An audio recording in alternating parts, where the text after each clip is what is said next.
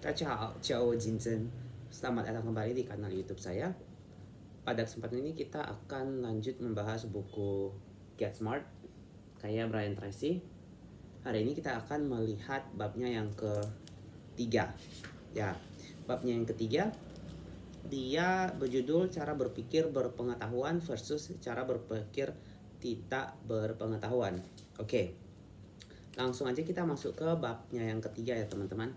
Nah, untuk bab ketiga ini si penulis dia mulai dengan mengatakan bahwa untuk membuat suatu keputusan yang baik, suatu keputusan yang efektif, suatu keputusan yang konsekuensinya mendatangkan keuntungan besar bagi kita, kita perlu yang namanya mengambil waktu untuk melihat fakta-fakta, data-data apa aja yang ada, kemudian mengelola data-data dan fakta itu sebelum kita mengambil kesimpulan. Baik, kita langsung masuk ke subbab yang pertama dari bab 3 ini. Nah, untuk bab 3 ini dia subbab pertama dia berbicara mengenai penyebab kesuksesan bisnis. Nah, di sini dikatakan bahwa sebuah bisnis itu bisa sukses apabila demand akan produknya itu tinggi. Nah, kalau dipikir-pikir di buku ini dikatakan bahwa gimana satu demand untuk produk itu bisa tinggi itu karena ada satu strategi yang dibuat si company sehingga barangnya itu menjadi permintaannya menjadi tinggi. Nah, kalau ditelisik lebih jauh lagi, si strategi ini ternyata punya usut asalnya dari suatu pengambilan keputusan yang dilakukan oleh top eksekutif ataupun manajemen suatu perusahaan. Jadi dari pengambilan keputusan kemudian ke strategi hingga ke permintaan konsumen yang tinggi itu semua memiliki satu korelasi yang sangat berdekatan. Jadi kalau misalnya pembuatan keputusan dari awal itu salah, otomatis berarti demand-nya itu bakal rendah banget ya teman-teman. Baik, di sini si penulis menyatakan bahwa saya ulang lagi bahwa untuk membuat sesuatu keputusan yang mana konsekuensinya itu bisa mendatangkan suatu keuntungan besar bagi kita in terms of an organization or in terms of personal individual. Jadi kita perlu melihat fakta-faktanya dulu. Jadi misalkan kita mau memilih dua jenis pekerjaan yang mana kita apply-nya sekaligus tapi ternyata dan diterima sekaligus dan we kinda confused of what to do. Jadi di sini dia kasih tahu kita harus lihat dulu fakta-faktanya. Kita bisa melihat faktanya itu dengan kita mencari pada sumber-sumber seperti googling. Kita juga bisa bertanya kepada orang-orang yang sudah pernah bekerja di bidang tersebut atau orang-orang yang mungkin kita menganggap mereka itu lebih paham mengenai pekerjaan yang ingin kita lakukan. Itu ya intinya adalah kita mencari banyak informasi yang akurat terkait dengan pekerjaan yang mau kita ambil. Begitu informasi itu terkumpul semuanya, kita tinggal mengambil keputusan mana yang kita lihat akan membawa konsekuensi yang memberdayakan, konsekuensi yang positif buat diri kita sendiri. Oke. Nah, di sini dia bilang untuk mendapatkan fakta itu ada beberapa cara. Di sini dia sharingnya satu cara yaitu menggunakan yang namanya metode ilmiah. Metode ilmiah yang di sini dia bagi adalah gimana kita menentukan hipotesis. Hipotesis atau dugaan awal ya teman-teman. Misal kayak kita mengatakan bahwa pekerjaan X bagus buat saya, pekerjaan Y lebih bagus buat saya. Jadi dengan hipotesis yang pekerjaan Y lebih bagus buat saya, biasanya kan kita kalau buat hipotesis kita bakal ngelihat fakta-fakta yang mendukung hipotesis kita. Tapi kalau di sini dia mengajak kita untuk membuat hipotesisnya itu terbalik. Jadi hipotesis kita itu kita pertanyakan dengan pertanyaan apa yang membuat hipotesis ini salah.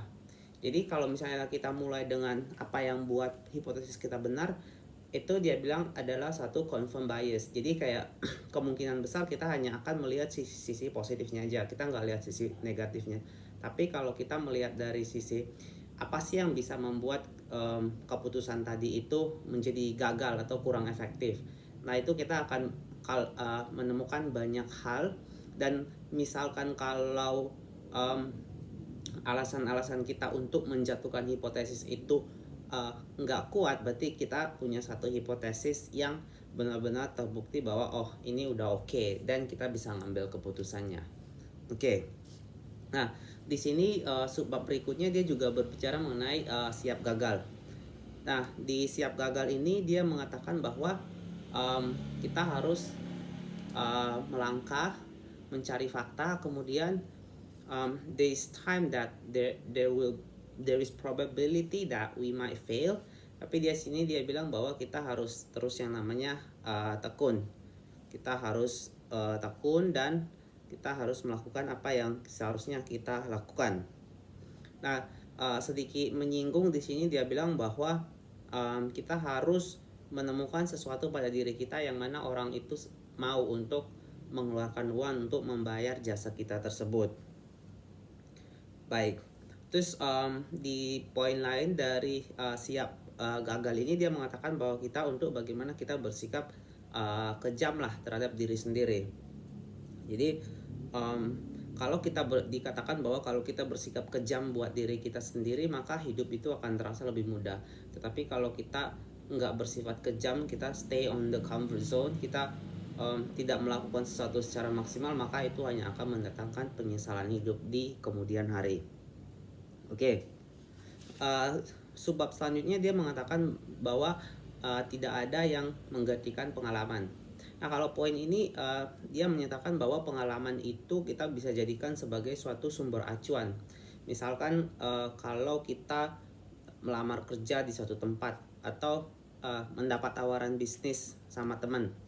Nah, apabila kita sebelumnya udah pernah gagal atau kita punya teman yang udah pernah gagal dengan bidang bisnis yang sama, kita bisa konsul ke dia, atau kita udah bisa tahu oh ternyata bisnis kayak gini endingnya bakal rugi, cara kayak gini endingnya bakal merugikan satu pihak, atau kurang lebih seperti itu. Jadi intinya adalah gimana kita mau gunain pengalaman kita itu atau pengalaman yang punya orang itu sebagai suatu acuan sebelum kita mengambil keputusan, agar keputusan kita itu enggak membawa kita, enggak menjerumuskan kita ke hal-hal yang kita enggak pengen terjadi. Oke. Nah, di sini dia katakan bahwa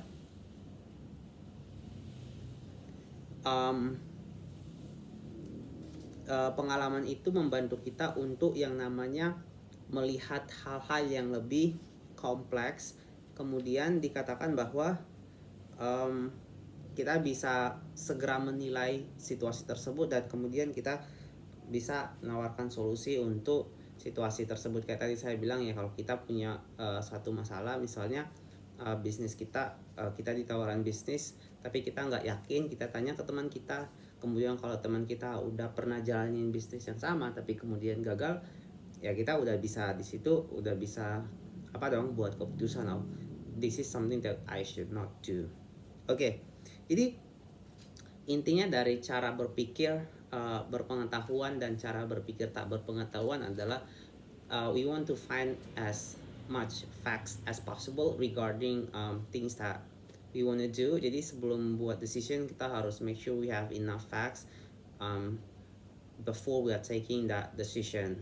Also kita bisa menggunakan pengalaman kita atau pengalaman orang lain sebagai sumber acuan. Dan yang terakhir adalah gimana kita mau bersikap kejam kepada diri kita sendiri, dalam artian we want to work hard because it makes life easier, it makes us feel proud about ourselves instead of we staying in the comfort zone. Karena kalau staying di comfort zone pasti untuk sekarang pasti it feels good, tapi untuk long termnya it will burden ourselves. Okay, so I think that's it for chapter 3. Untuk bab 3 ini dulu. Kita berjumpa lagi di video saya yang selanjutnya. Taichan.